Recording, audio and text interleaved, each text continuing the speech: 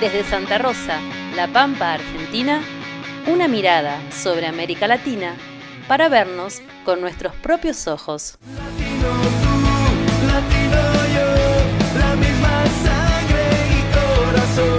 Esa es mi Latinoamérica, hay que luchar, Latinoamérica.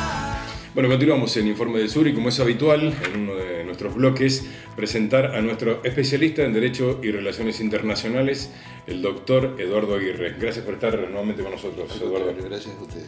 Bueno, ha sido una semana convulsionada en materia de información, sobre todo teniendo como epicentro las elecciones de Venezuela. ¿Qué análisis haces de lo que sucedió allí y de la forma que ha sido y está siendo exhibida por la gran prensa occidental? Bueno, se trata de unas elecciones que no solamente por el resultado, sino por el desenlace previo y las repercusiones posteriores adquirió una crucialidad indudable. En estas elecciones, si bien se impuso el presidente Maduro y ratificó un liderazgo importante, el chavismo como expresión política viene ganando innumerable cantidad de elecciones. En este caso en particular se produjo un hecho de una retracción muy importante de votantes. Acudieron a los sufragios solamente el 46% de las personas habilitadas para expresarse en Venezuela, y ese es un dato que tiene que ver en primer lugar con la legitimidad y luego con algunas consecuencias previsibles que esa debilidad del proceso electoral seguramente van a deparar. Una es la ocurrencia de protestas pocas horas antes en varios distritos y ciudades venezolanas por parte de la oposición. En segundo lugar, la estrategia de plantarle frente a Maduro a un candidato como Henry Falcón, que es un candidato que proviene originariamente del chavismo. Y en tercer lugar, y esto me parece que es lo más relevante, la puesta en valor de la oposición de un proceso de autovictimización que se va a dar seguramente en las cadenas internacionales, en los diarios europeos, en los diarios norteamericanos, lo cual depara de cara al futuro un proceso de fuerte autocrítica en función del rumbo que va tomando el proceso venezolano. El mundo no legitima las elecciones de Venezuela. En líneas generales, la Comisión de Expertos Electorales de América Latina dio cuenta de que las elecciones fueron absolutamente transparentes y que no hay reproches formales, legales para hacerle a ese proceso. Pero yo creo que hay sí algunas cuestiones políticas que están comenzando a asediar a Venezuela sin que Venezuela pueda dar respuestas. Son muy conocidas aquellas cuestiones que se vinculan con el desabastecimiento, con la inflación, con la violencia callejera, con las marimbas, etcétera, etcétera. Pero hay algunos aspectos que aparecen en las sombras, pero que a mí me parece personalmente que son profundamente trascendentales. Una de esas cuestiones es que el gobierno venezolano, tanto el de Maduro como el de Chávez, no han logrado revertir la violencia social. Los indicadores y las tasas de encarcelamiento de Venezuela siguen tanto o más altas que el primer día, con un agravante. Hay una vacilación ideológica muy importante que tiene que ver con concebir a los infractores, a lo que aquí denominamos habitualmente delincuentes, como víctimas estructurales del sistema. Eso ocurrió hasta el año 2007-2008. Ahora pasan a ser enemigos de la revolución, con lo cual se endurece la forma en que el gobierno trata de resolver esos conflictos y se parece demasiado a las recetas que tiene la derecha. Y esto me parece que es un dato que es fundamental, porque lo que hace es multiplicar la violencia en un contexto que es exhibido internacionalmente por los grandes medios de comunicación justamente como inusualmente violento. Entonces, creo que ese es un dato que no puede quedar invisibilizado. Y por otro lado, sí me parece que hay algunas debilidades que tienen que ver con las formas institucionales con las que está llevando adelante este proceso el gobierno venezolano. Yo creo que es un error, fue un error muy grave por parte del gobierno de Maduro haber encarcelado opositores, cualquiera sea la conducta que esto se hubiera llevado adelante, porque esto fue el pretexto ideal que tuvo la prensa, la gran prensa occidental, para sindicar al gobierno de Maduro como un gobierno autoritario. Y aquí tenemos que hacer unas distinciones que son muy sutiles. Puede no ser un gobierno autoritario, pero puede ser un gobierno despótico. Y me parece que este es un camino que los populismos, los gobiernos progresistas latinoamericanos no deberían arriesgarse a correr. ¿Y qué opinión te merece la reacción del gobierno argentino, por ejemplo, ante lo que pasó la semana pasada y lo que viene sucediendo con Venezuela? No me sorprendió porque los embates del gobierno argentino comenzaron antes de la asunción del presidente Mauricio Macri y luego, de manera coherente con esa caracterización, se vinieron dando pasos en función o con el objetivo de debilitar al gobierno de Venezuela. Pero por otro lado, llama la atención que frente a hechos verdaderamente cataclísmicos en términos institucionales, como es el caso de Brasil, no solamente no hayan hecho nada por preservar instituciones democráticas que habían sido francamente vulneradas, como es el caso de lo que tuvo que vivir Lula o lo que pasó con el golpe de Estado blando a Dilma. No solo el gobierno argentino no dijo nada, sino que terminó legitimando personajes que cuentan con una legitimidad nula en el gran país de América del Sur. Y creo que ese es un dato que a mí me preocupa, porque ya está dando cuenta de un alineamiento internacional de la Argentina que significa un franco retroceso, entre otros motivos, porque su eje de acumulación de alianzas y de poder a nivel internacional es excéntrico de América Latina. Eduardo, ¿cuáles son los grandes errores del presidente Maduro para llegar a la situación en la que se encuentra hoy Venezuela? A mí me parece que le está resultando muy difícil encontrar en el orden internacional alianzas estratégicas duraderas y consistentes.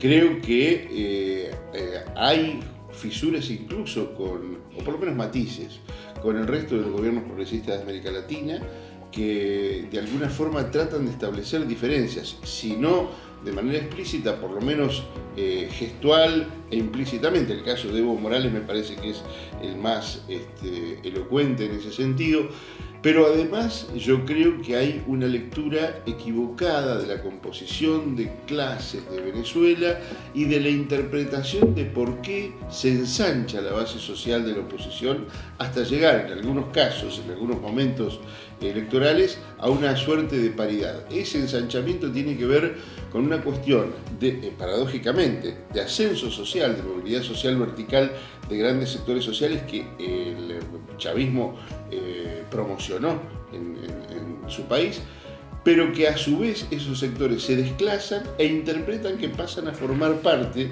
de un segmento social mucho más aventajado y se identifican. Y esas desviaciones identitarias tienen que ver también con una debilidad en la disputa cultural por parte del gobierno de Maduro. Somos la fuerza política más poderosa y grande de Venezuela por largo. Si toda, se lo quiero decir claro, si toda la oposición hubiera asistido a las elecciones unida, hoy estaríamos celebrando nuestra victoria de igual manera. Con humildad lo digo, porque nosotros hacemos mucho esfuerzo por este país, asediado, amenazado, agredido por el imperio estadounidense.